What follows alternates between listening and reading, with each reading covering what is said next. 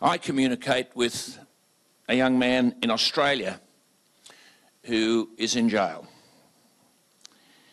And without elaborating on those circumstances in any way, he writes to me and I write to him.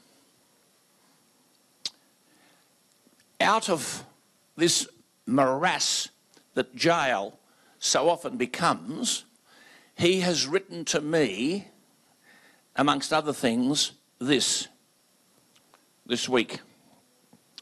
He said, my heart breaks right now for Andrew and Myuran.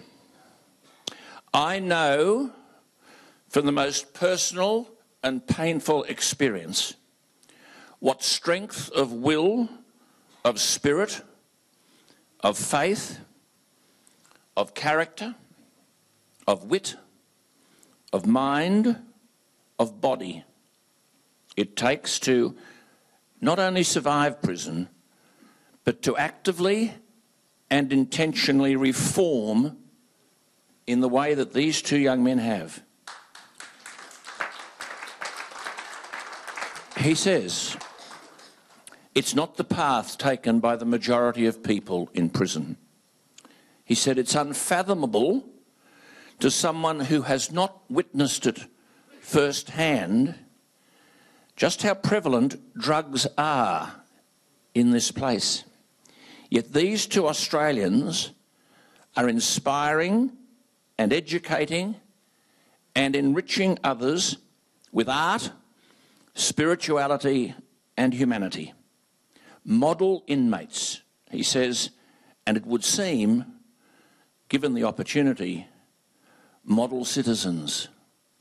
He ends, every level of this is wrong. Walking through what Andrew and Myuran are facing would require a courage and a presence of mind and an inner peace, the like of which few could imagine.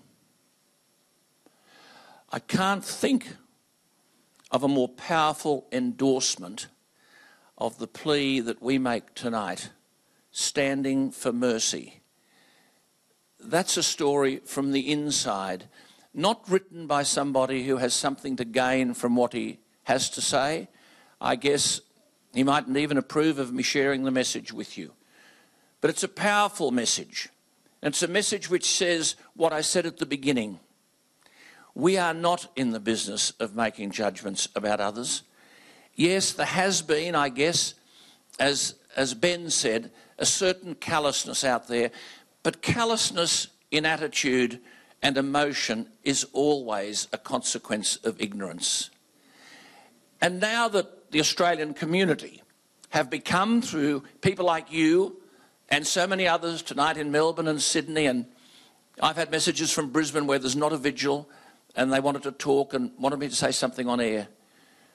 As the nation has become, and its political leaders have become, much more educated about who these two young men, our family, are, and what they've done and what they've achieved and what contribution they're making to others, the nation is saying, please God, these are lives worth saving.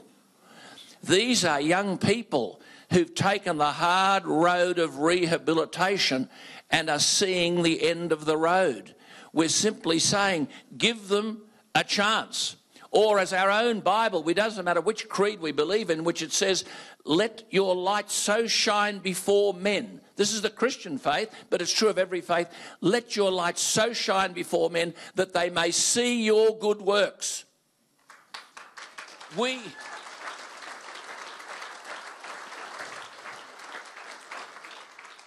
Yes, we beg. It's part of the human condition to beg. We beg tonight for clemency, for mercy, for understanding. And we say to our Indonesian brothers and sisters in positions of authority, stand back a little, please. Have a look into the mirror. See and understand your own imperfections, which we appreciate.